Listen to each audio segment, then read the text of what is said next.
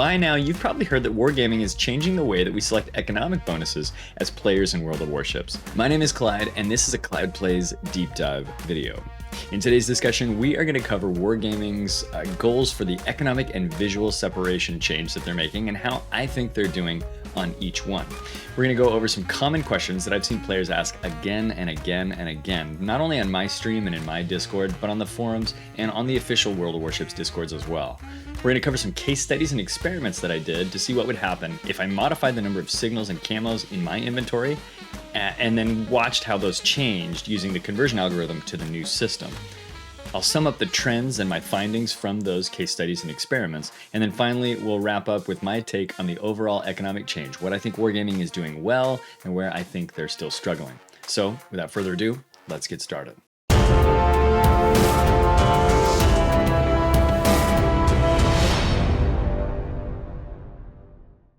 This video is pretty dang long, and in fact you knew that before you clicked on it. So to make it a little bit easier to navigate, I've added bookmarks throughout so that you can go jump to the sections you think are most interesting, and of course when you're sharing it with friends you can point them at particular areas of the video.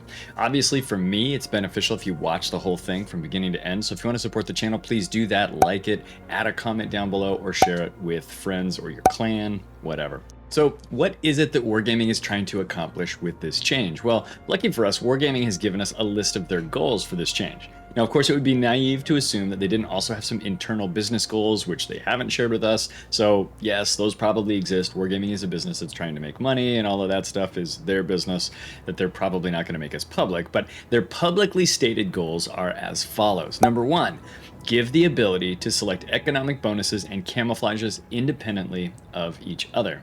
Number two, simplify the management of economic bonuses. Number three, make the transition from the old system to the new one as comfortable as possible. And number four, keep the current state of the game's economy with regard to costs and earnings. Now I'm going to go over each one of these, give you my take, and talk about what I think it means for the game. Goal number one was give the ability to select economic bonuses and camouflages independently of each other. Now, this goal is extremely straightforward. It allows us to choose a bonus or to choose a camouflage independently.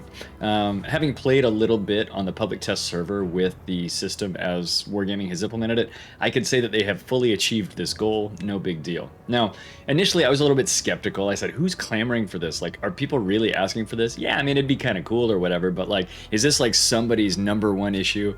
And I complained about this, or maybe complained, I commented on this on my live stream here a few weeks ago. And fellow streamer and all-around awesome human being, Maringana, you can check her out at twitch.tv/Maringana. Please give her a follow, she's great. She said, I've been asking for this feature, and so I stand corrected. You know, if people are interested in this feature, then by golly, people are interested in this feature. I hadn't heard a lot of people shouting about it. So Maringana, you're getting what you asked for. That's pretty cool. And I'm sure there are others, right? If she piped up with that comment, I'm sure that she's not the only one.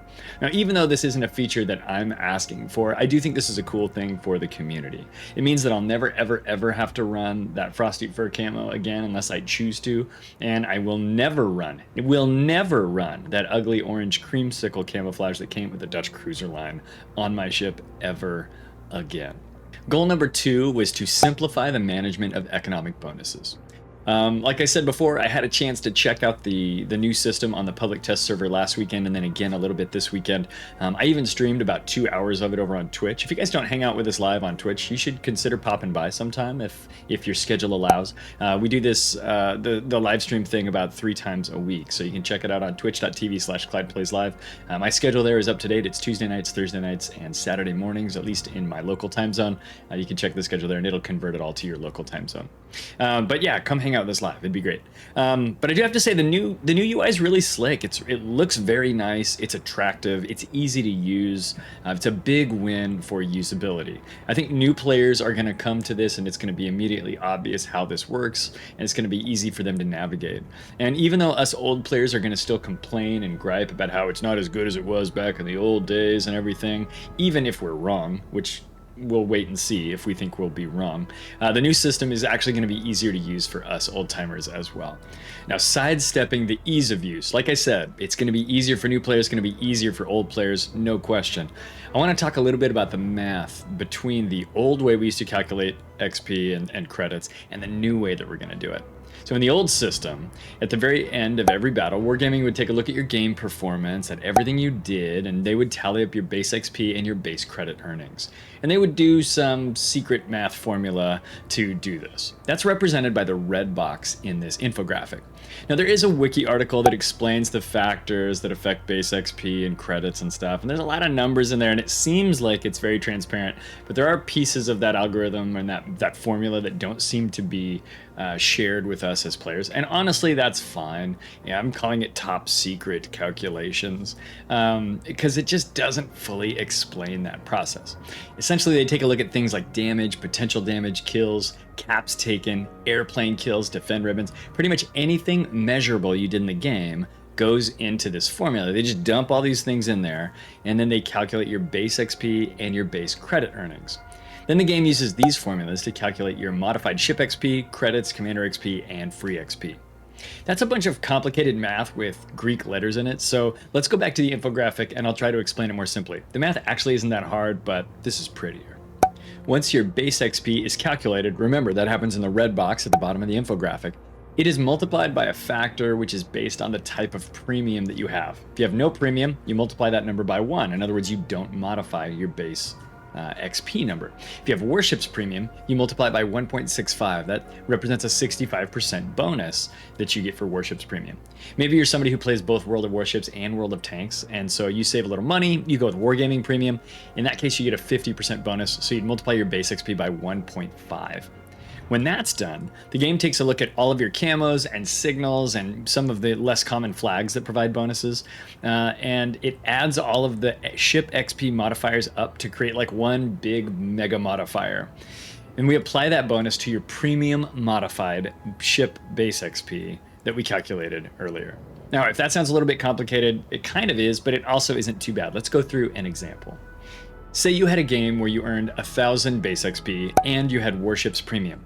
Your modified base XP would take 1,000 and multiply it by 1.65, and you'd get 1,650 premium modified XP. Then, say you were also running an equal speed Charlie London signal, which grants a 50% bonus to XP, and some camouflage, doesn't matter which one, that also grants a 100% bonus to XP.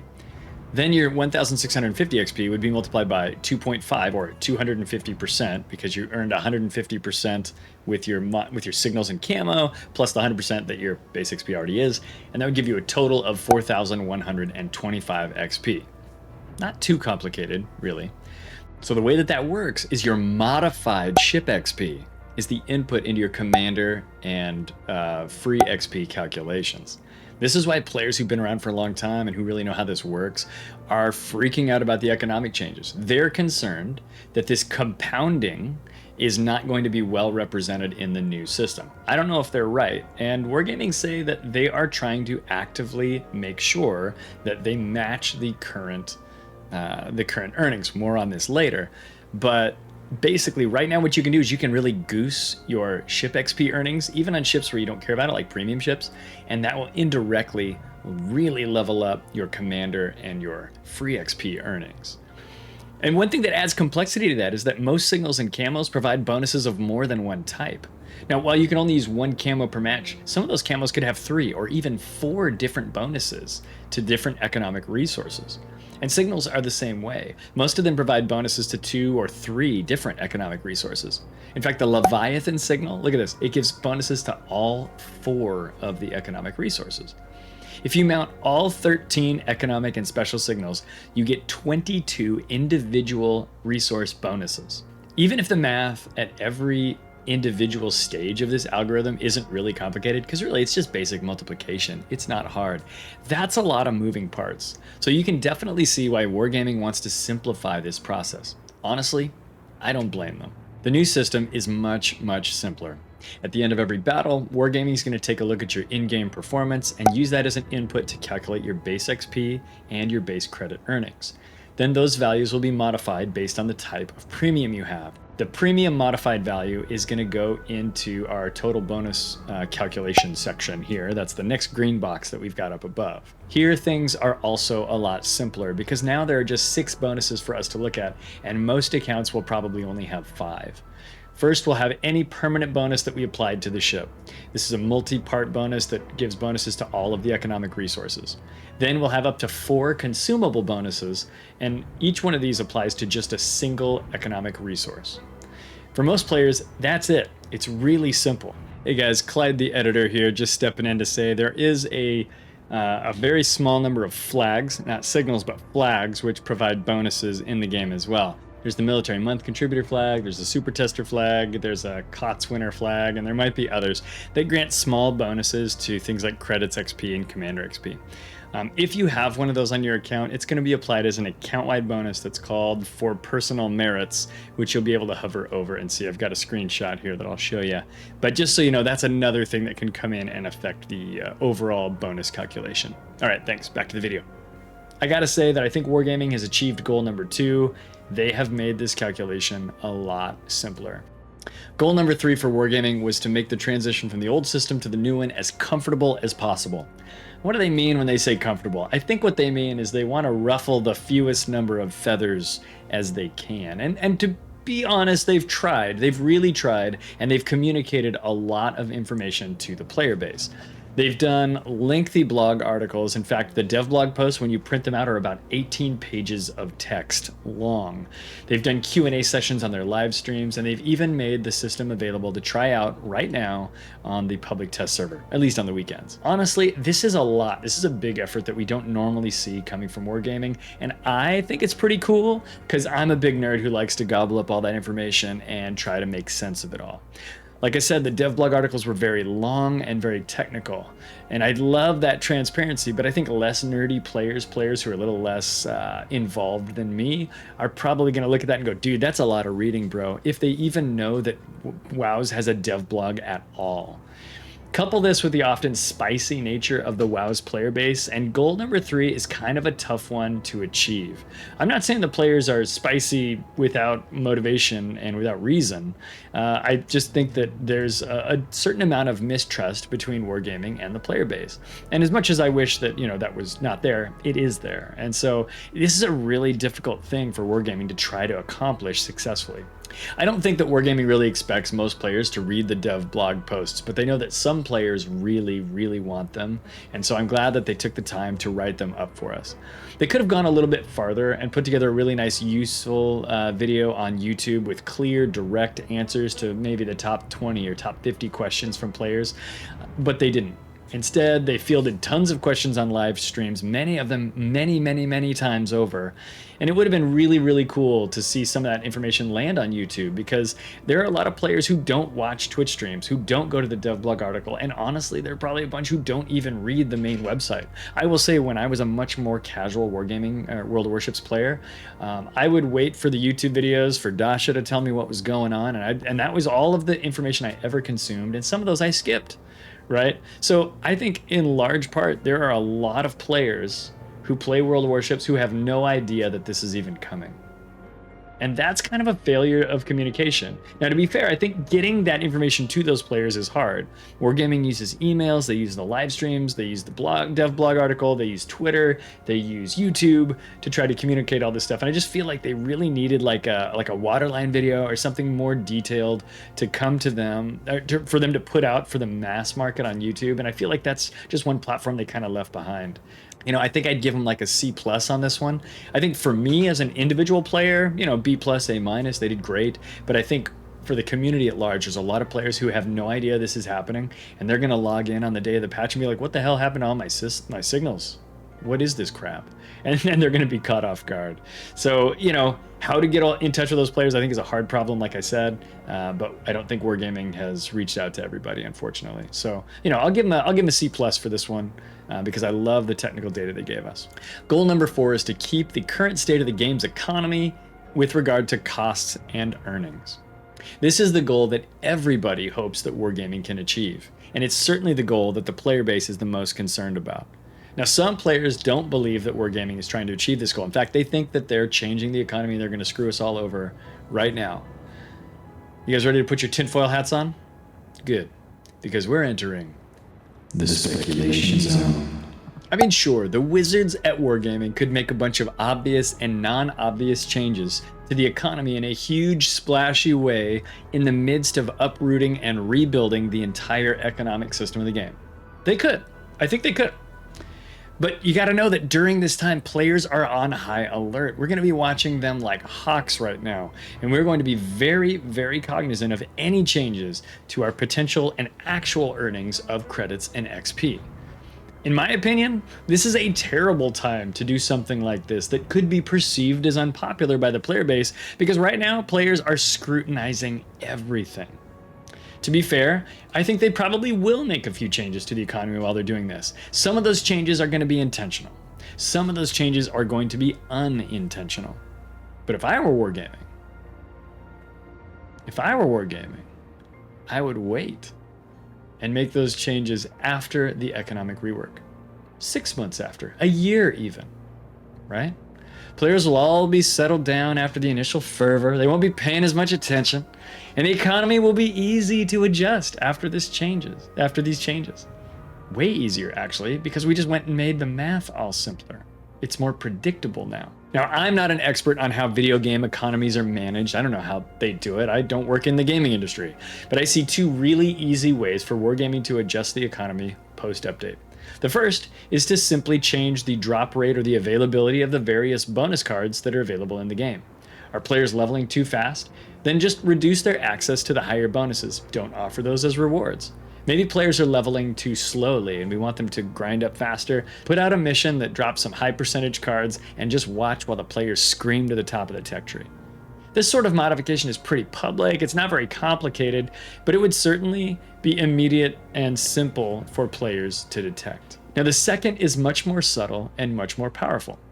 Remember the red box that I showed on the infographics earlier? That's the box where Wargaming calculates your base XP and base credit earnings. How many credits do you think you get for killing an up-tier DD? What about for solo capping a point in an arms race game when you're top tier? How about for shooting down a torpedo bomber? What's the difference in the credits or XP that you earn when you shoot down a torpedo bomber for when you shoot down a rocket plane? Nobody knows. We're not allowed to know. If I were Wargaming and I wanted to adjust my economy, I would do it later. And I would do it in the base XP calculations where nobody can see what I'm doing. I wouldn't tell the community about it. In my opinion, it would be none of their business. And I would do it slowly over the course of the year. A little here, a little there. No big deal, right? I certainly wouldn't change the economy during a huge public rework of a core mechanic of a game when I had this easily baked in, sneaky, super hidden modification system that nobody had to know about. Nobody gets to know about, where I wouldn't get hassled for making the changes to my game's economy. This is where they do it. This is where they modify the economy. Now, I won't be surprised if credit earnings take a hit as a result of this change, because that's kind of been a theme with World Warships here for a little while. To be fair, again, I don't think Wargaming needed the economic rework to justify adjusting the economy, because I think they have always been able to adjust the economy. They always can, and they always will if they see a need. So for players to look at this change and be kind of worried about an economic change, I don't know, man. I think if you're worried about economic changes, you should always be worried about them. Because, again, they don't need our permission to change the economy. Next, I'm going to answer some questions that I've seen players ask over and over and over, and hopefully these provide some use to you. The first question is, what happens to my signal inventory? What about all the camos that I have right now? This is honestly kind of complicated. It's one of those multi-stage math problems. It's an algorithm, basically, that looks at your current inventory and figures out what bonuses you're going to get. Suffice it to say that I have looked over this algorithm 2 or 3 times, and it's really complicated, and I don't really want to explain it to you right now because it would take forever. But from what I could tell, it looked relatively fair and logical, what they chose to do. I'll cover a couple of points on it, which I think are kind of interesting. First, one of the things that they do is they are assembling, they figure out how many signal sets they can create. And a signal set is basically like a group of signals and camos that represent you super maximizing your XP, commander XP, credit gain, whatever. And then when the maximum number of sets that you can create, they'll give you some of the better bonuses, basically, using that. Then they do this thing where they take all of your signals and they shatter them into all of their individual bonuses, and then they push them through this table, which converts them to the new style bonuses. They round up to give you better bonuses than you have now every single time, and then they put all that stuff, anything that didn't get overused in a set or something, gets jammed into this other little process where they merge smaller bonuses together to make larger bonuses. And then when you're done, you get some number of bonuses at the end. Like I said, I looked over the algorithm. In large part, I think it looks rational, logical, and like they treat it as generally fairly, but it's so hard to tell because there's so many variables in this, you know, whether or not this will work out beautifully or if it'll be a little hairy at points.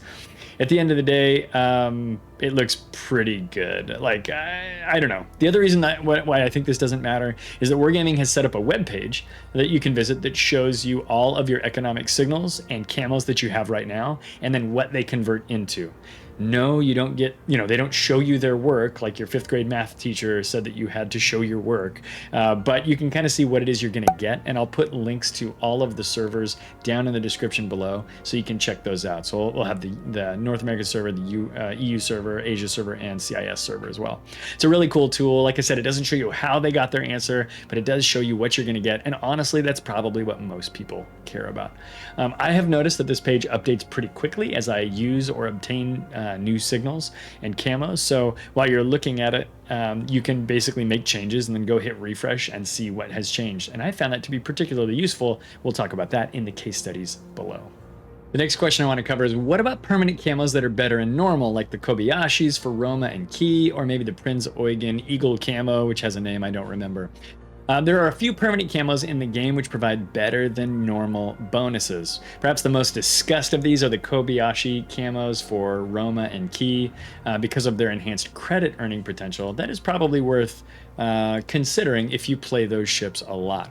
These camos provide a 20% bonus to credit earnings that is not available on a normal permanent camouflage, and as we know, credits are being crunched lately, and so players are looking at that going, do I need to get that camo? Wargaming have said that the Kobayashi permanent bonuses will not be available for purchase after we convert to the new system, so if you want those camos, you have to buy them now. Yes, I think you'll be able to buy the visuals, but you won't be able to buy that bonus. A lot of people are saying, hey, should I buy a Roma camo? Should I buy one of these Kobayashi camos that I want right now? Is it worth it? And I think the bonus is great and all, but if you don't play Key, if you don't play Roma, or Ashitaka also has one, I think, then I don't think it's a good deal. You're not going to suddenly start loving Roma if you hate her now. So don't buy it if you don't like that ship. But if you like those ships and you're willing to play those ships to earn credits and grind credits, I think it could be a good buy. The problem with those camos is they're 7,000 doubloons, which is like $28 US. And that's a lot of money when a regular camo for a tier 8 is $12. It's more than twice as much as that camo should cost. It's 250% of the cost. Prinz Eugen also has a camo. This one's a lot cheaper. It's only 3,000 dubs, or about $12 US. You can buy this camo. It has a 10% bonus to credit earnings, but it costs less than half as much as the Kobayashis. So, like I said, that might be a concern if you like Prinz Eugen and you have that ship in your inventory. Another thing to note on this topic is that there are a bunch of camos that have non-standard bonuses and modifiers, and Wargaming was kind enough to give us a huge table in one of the blog posts. I'll provide links to those 2 blog posts down in the description below, and you'll be able to check those out. But look at all these ships that have wacky different camos. It's definitely worth investigating and seeing if any of those are worth getting for you, or if any of them are already in your inventory. You'll have those bonuses in the future if you own them when the change takes place. But Clyde, I hear you say, what about the plus 30% credits mission I have for my USS Missouri? What will become of it? Well, you're in luck. Instead of having the perpetual mission that Wargaming has to renew for us all the time, they're going to integrate that into the permanent bonus card for players who currently have that mission. If you got your Missouri too late, you don't have that mission, this doesn't apply to you. But for those of us who had the original Missouri back in the day, we're still going to have that 30% bonus, but instead of a mission, it's going to be part of the permanent bonus. This is good because then Wargaming won't have to renew it all the time, and we won't feel like they're going to just forget 1 month. Another question I've seen asked a lot by players is how much will permanent bonuses cost and how much will permanent camouflages cost in the new system. After the patch, you'll be able to buy permanent bonuses and camos independently, and Wargaming has put out this handy table which explains how much the bonuses will cost. Now, before the change, permanent camos along with their bonuses cost 1,000 dubs at tier 6, 2,000 dubs at tier 7, and so on up until tier 10, where they cost 5,000 doubloons. You can see the permanent bonus cost in that table, and the cost for permanent camo will be reduced by the cost of the permanent bonus.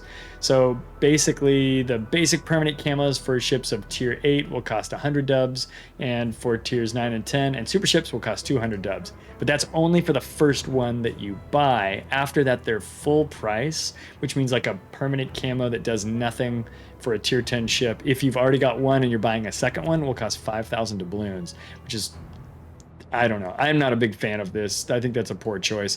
I think they missed an opportunity where those could have been 1,000 dubs a piece for tier 10s, and they could have sold us multiple permanent skins over and over and over again, and players would have bought them.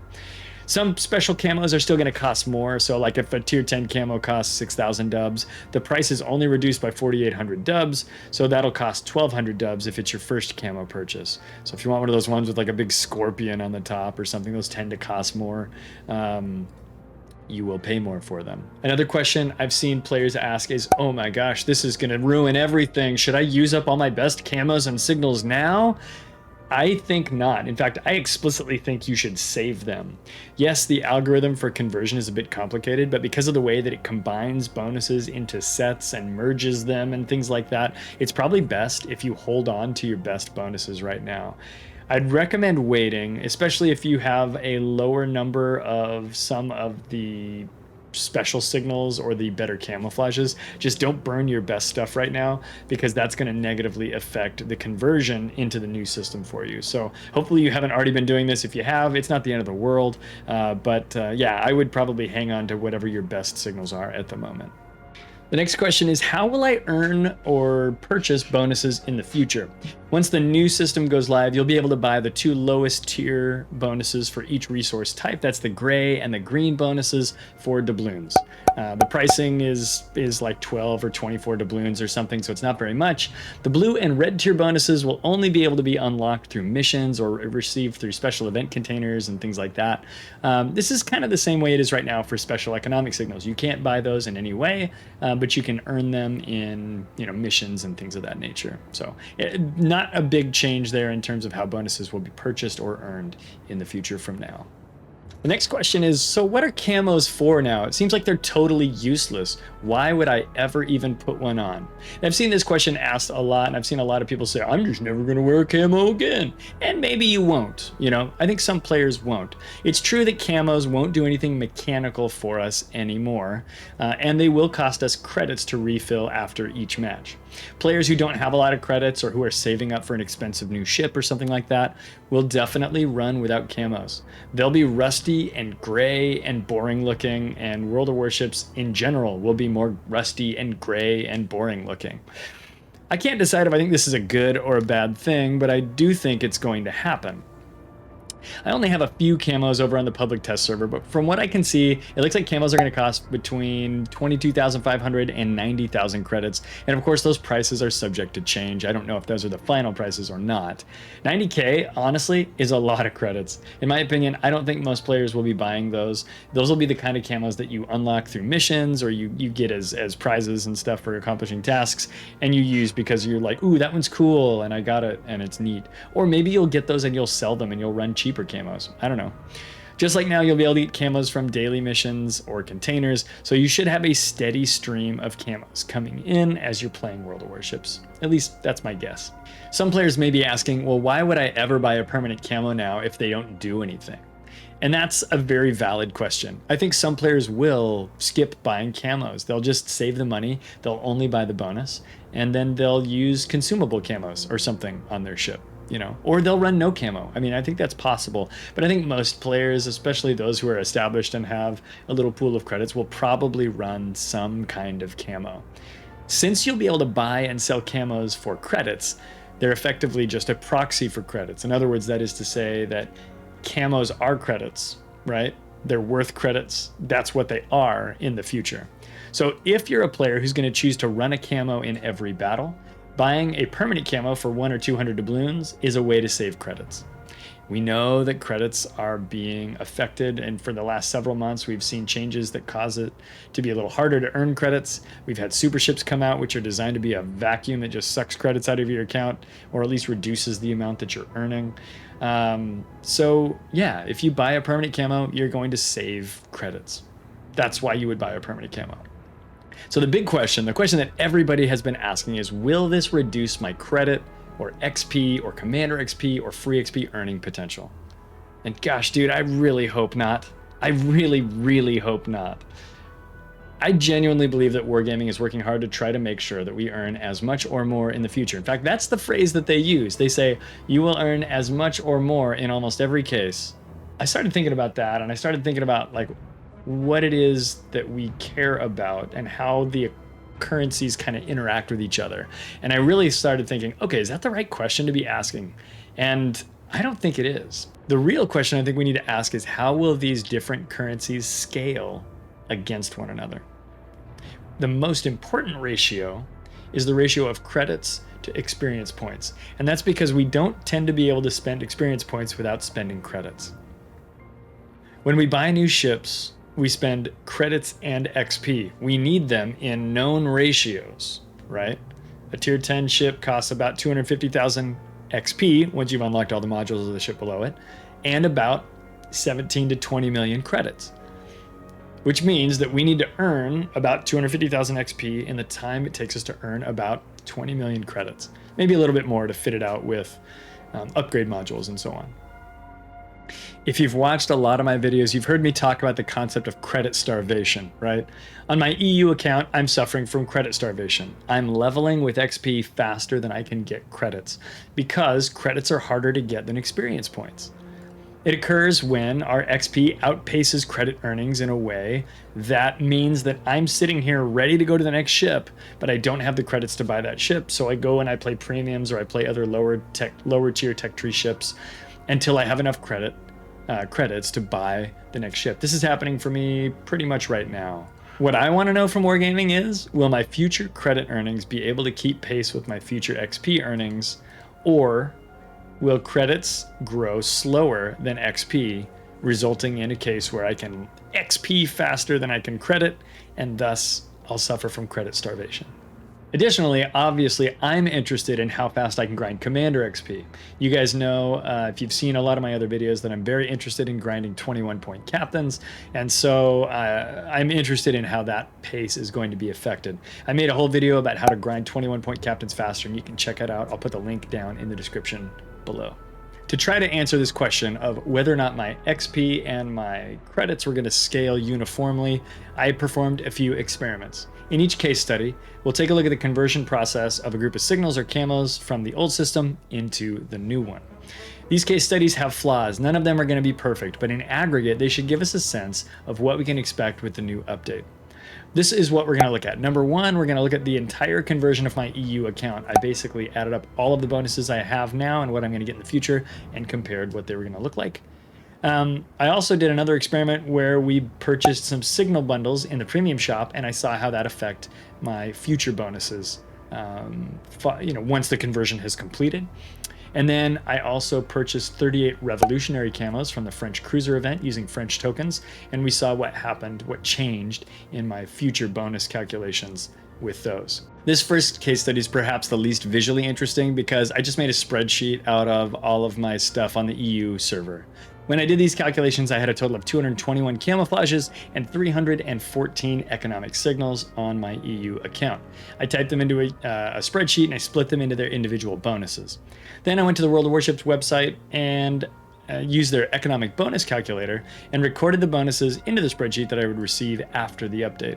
When this was all done, I totaled up all of the percentage modifiers for each economic bonus resource: credits, free XP, ship XP, and commander XP. It's important to note that, as we discussed earlier, in the old system, our modified XP is used to calculate free XP and commander XP. So the new numbers are much larger, but they won't benefit from the boosted XP like the old system would.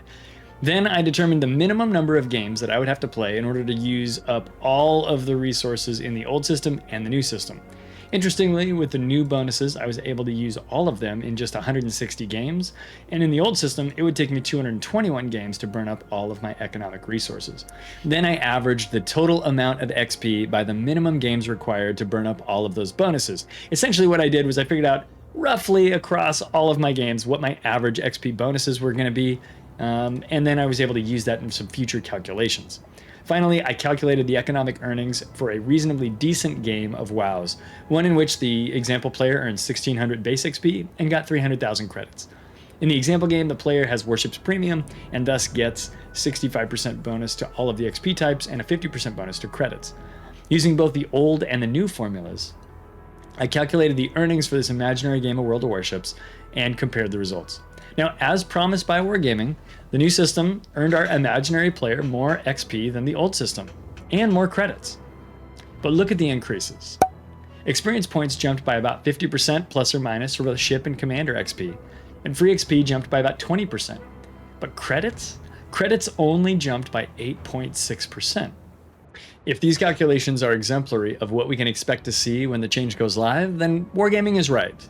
We are going to earn as much or even more of every economic resource across all the games that we play. Now, far be it from me to complain about earning more XP, because that seems like that's a good thing, but actually no, it's not. Because we can't spend XP if we don't have the credits to match. What this looks like to me is that we're going to outpace our credit earnings rapidly. More so than we already do, which by the way is already a problem. I'm suffering from credit starvation on my EU account right now. Even though we're making more credits than ever before, we're gonna feel poor. We're gonna have to play our coal boats, our premium ships, and like non-super ships, lower tier ships that we've already passed, that kind of stuff. Now, maybe this is a one-off incident. After all, my dusty old EU account might not be the perfect example of the entire community, the entire set of World of Warships accounts. So let's go take a look at some other case studies. For this second case study, I took a screenshot of the economic bonus calculator page that shows my current signals and camos, and then what they'll convert to in the new bonus system. Then I went to the premium shop and purchased the Supreme pack of signal flags, and took a screenshot afterwards. The Supreme pack has 330 Zulu, Zulu Hotel, Equal Speed Charlie London, and Papa Papa signals in it. These signals boost credits, commander XP, ship XP, and free XP respectively. Then I compared the screenshots to see what had happened to my bonuses. You can see that some of the bonuses were merged and some became parts of sets. There are merges that occurred in the credits, the XP, and Commander XP bonus section, and whatever happened to free XP is actually really kind of interesting. When I bought the Signal pack, I was really low on Papa Papa flags, and so buying the pack really drastically changed the math on the bonuses that I was going to get. And we'll take a look in detail of each one. Now, like with my EU account, I totaled up all the percentages of all of the bonuses and divided it by the minimum number of games it would take me to play and burn up all of the new bonuses that I had just unlocked. For credits, I don't actually really fully understand what happened here, but it looks like I'm going to get slightly less in terms of credits. I will be able to earn those credits, however, twice as fast in half as many games, basically, as I would normally have with 330 signal bonuses. To my mind, it'll look like I'm making a ton of credits at first, but technically I'll make a tiny bit less and I will burn through those bonuses twice as fast. The conversion for ship XP bonuses actually looks pretty straightforward. Because the new system doesn't have 50s, it has 100s. All of the 50% bonuses were rounded up to 100s, and then they were merged into 165 pairs of 100s, meaning I'm going to get 165 200% bonuses instead of 330 50% bonuses. The total XP bonus that I'm going to get is going to be doubled, and I'm going to be able to do it in half as many matches, so it will feel like I'm earning XP 4 times as fast as I am now, and that is insane. Especially when we stack it up next to the credits, where we're going to earn about the same amount of XP, but twice as fast. The Commander XP bonus is exactly the same as what happened with Ship XP. We're going to earn twice as much XP, and we're going to earn it in half the time. But let's get on to free XP, where things are much more interesting. Because I was so low on Papa Papa flags, the algorithm made a whole bunch of sets and merges, and did a bunch of things that resulted in me suddenly getting 102 more of the 7,200% XP bonuses for free XP. when I added up the numbers, what I saw was pretty ridiculous. Instead of earning about 100,000% XP over 330 games, I was going to earn 700,000% XP over just 100 games. That's 7 times as much XP, and I'll earn it 3 times faster. What? This got me wondering, what would happen if I did it again? I mean, that's what you guys are wondering, right? So yeah, I did it again. Oh, I did it again. Perhaps unsurprisingly, round 2 was not nearly as dramatic. Because I had solved the general lack of Papa signals with the first purchase, I didn't fill in like a big crater where I was lacking one specific signal that was utilized to make those sets and merges. I just added a layer of more signals on top. So it wasn't quite as dramatic as last time. Credits were in fact perfectly even in terms of percentage. I was going to earn the same amount of credits, but just do it twice as fast and in half as many games. So again, I'm going to feel rich, but I'm just going to be burning those resources quicker. For Commander XP and Ship XP, it was exactly as it was the first time. Faster earnings of bigger amounts. They just became merged 200% bonuses or whatever. For free XP, the free XP actually reduced the total percentage I was going to earn for this batch of signals, but all in all, I still came out way ahead after buying a couple of signal packs. In the end, now what we saw was the trend that I saw on my EU account. Huge increases in XP and free XP earnings, and far less increases in credits, because Wargaming is still kind of squeezing credits right now. Now, again, when we look at these free XP earnings and stuff like that, the new system, of course, is not going to benefit from compounding of Ship XP that's going to go factored into the free XP thing. So when I talk about that 700,000 XP thing, remember, you would get some other bonuses that I wasn't able to calculate in the old system because of compounding and things like that.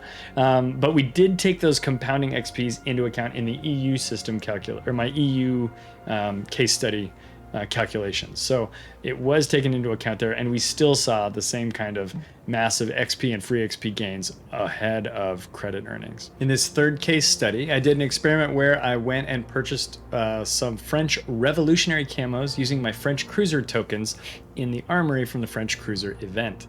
These camos come with a 30% credits buff, which, as we're learning, is quite valuable in World of Warships. It's valuable right now, and I think it's going to be even more valuable when the conversion takes place. I had about 380 tokens left. The camos cost 10 tokens apiece, so I was able to buy 38 of them and add them to my inventory. I took a screenshot before and after in the economic bonus calculator, just like I did for the previous case study, and we saw what changed. Now, interestingly, with this one, we saw the credits actually merge together to form 10 of the 160% credit bonuses. The XP ones merged together to form 19. 19 times 2 is 38, so that makes sense, right? We merged in pairs to make 19 200% bonuses. Same thing with Commander XP. Wait a minute. The Revolutionary Camo does not have a Commander XP bonus. It does not have a free XP bonus, but for some reason I got more Commander XP bonuses and more free XP bonuses. I really don't know why this happened, and I think it has to do with the fact that there's just a lot of variables, and it's a multi-stage math problem when we do the algorithm to convert from the old system to the new. And so I assume that with, some of the set calculations and some of the way things merge together, some of those popped free from previous calculations. I genuinely don't know where those came from. I swear to you, I did not do anything else. I didn't buy anything else. Those just showed up. What's odd to me, though, is that something else wasn't subtracted, right? We didn't lose something at the lower level in order to gain something at the higher level. Very strange to me, but I guess that happened as a result of me getting revolutionary camos. Taking a look at the credits, we're going to see about 1,600% total bonus over 10 battles, which is about 30-some%, a little bit more maybe, or a little bit less, over what we would have expected before. So that was actually great. In this experiment, we see more credits than we were going to get in the previous experiments, and it looks like a reasonable amount more. This is the first time we've seen something pseudo-significant in terms of getting more power, and it's because I had enough of those credit bonuses that they merged them together to form the 160s. For XP, we're seeing a similar scaled increase. It's about 28 or 30% more total bonus. So 3,800 is 28 or 30% more than 2,850, in other words. And we're seeing it, of course, over 19 battles instead of 38 battles. So we're going to get that XP a lot faster. What's interesting about this case study is that the credits and the XP leveled at about the same rate. We didn't see this with my EU account. We didn't see this with my main account after purchasing the signal packs. And so this is kind of interesting the way this one worked out. Of course, also gaining some Commander XP and some free XP bonuses as well. Again, not quite sure how that happened, but I guess I'll take them. I thought this was an interesting case study, and I would have been remiss to not share it with you guys, even though there's kind of an anomaly in the way the Commander and free XP things came together. So what have we learned? Well, it looks like, in general, credit bonuses are not going to keep pace with XP bonuses. We're also going to be able to burn through our bonuses a lot faster than we did before, and we're going to need to be able to regulate that and keep our eyes on what it is we have in inventory. Now, players like me, I've got like 4,000 XP bonuses. We also learned that maybe I'll be able to sell those, and if that's the case, we can definitely recover some credits from that, because honestly, that's like 4,000 games I'll have to play since I can only use one at a time.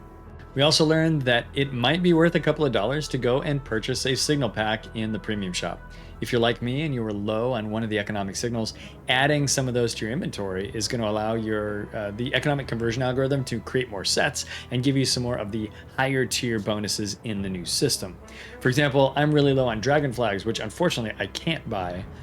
So for those, I'm just trying to save all the ones I can get, and then if there are any that I unlock from missions, I'm just going to hoard those until after the conversion. But for the ones that I can buy in the premium shop, it was totally worth it for me to go buy that signal pack. Another thing we learned is that if I'm right about credit earnings not keeping pace with XP earnings, we're going to feel very rich for a short period of time, and then we're going to feel very poor. At that point, we're going to have to go play credit earning ships, premium ships, coal ships, whatever we got there. I would say steel ships, but I don't think the steel ships have particularly good credit earning potential. You're going to do better with tier 8 and tier 9 ships. You know, obviously, of course, Wargaming could adjust the availability of the better credit earnings, but I just don't think that they're going to do that because that doesn't fit their recent MO, where they've been restricting our access to credits and then putting in things like super ships, which cost us credits rather than earning us credits. So I just don't see that happening. Of course, players could buy bonuses to keep themselves stocked up in those kinds of things, and we'll unlock a certain number of them through missions. But, you know, I'm not really keen on spending a bunch of money to buy bonuses every month, especially since I've already got a bunch of premium, right? And I feel like that should do that for me. One thing that's completely unchanged in the new system is how valuable premium time is. Because it is a multiplier that occurs on your base XP number and then compounds with any bonuses you apply, whether it's permanent bonuses or the new credit XP cards, right? The Commander XP card, the free XP bonus cards. Because it compounds with those, it's worth an enormous amount. So it's one of the best things that you can buy if you want to level a little bit faster. If you want to save your money and not buy premium time, that is perfectly fine. But for those who are going to spend a couple of dollars on the game, premium time is one of the best places you can put them. I mean, what do I think about this change from top to bottom, from front to back? What do I think of the whole thing? And there are a few things that I really like a lot, right? My ship will never have to leave port with an ugly camo on it ever again just because it has a good bonus, right? If there's some camo I don't think is cool looking, I don't have to fly it. That's pretty cool, actually. If Wargaming gives me 10,000 ugly camos, I can just sell them, and I won't be giving up sweet bonuses. That's a small thing, I know, but I do kind of dig that.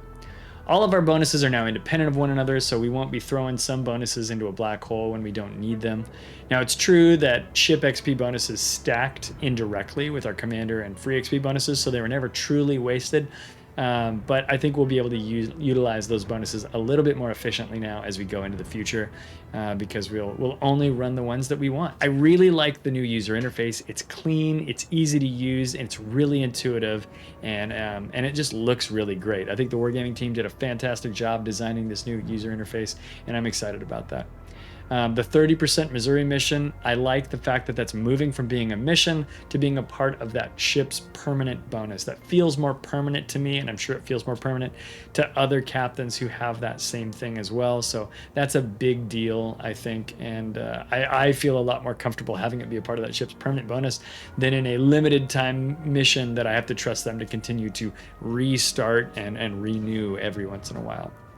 I really don't like the removal of the 4% incoming fire dispersion buff for ships, but we'll see how that plays out. I didn't talk about this earlier in the video, and I don't think it'll make a huge difference, but as a DD main, I absolutely hate that change. Wargaming, come on.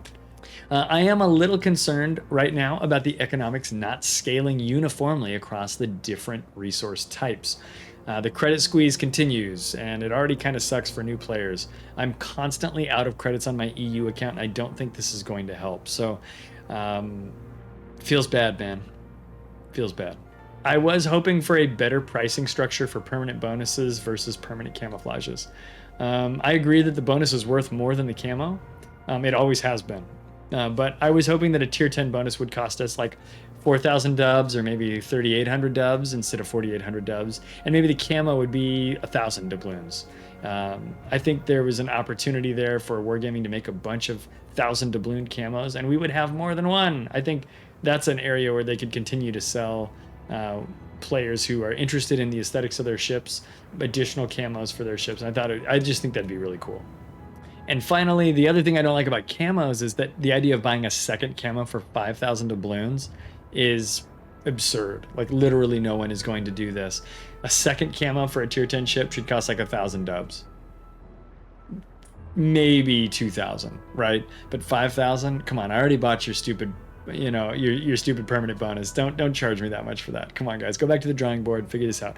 Plus, I think if they were that price, like I said before, people would buy more than one. They would totally do that. People are stupid. I'm stupid. I would buy more than one.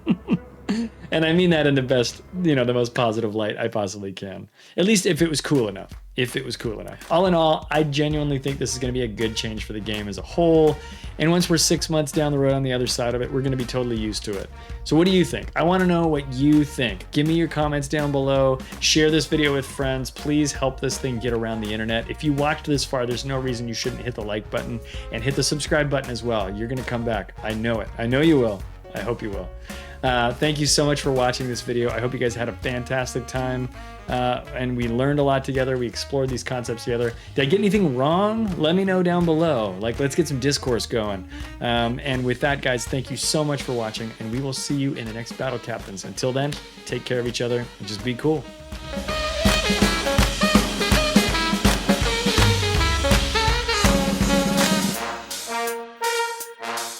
Stuff. I'm very interested in that, and I think a lot of other players are as well. So stick around, and I already hate everything about this introduction.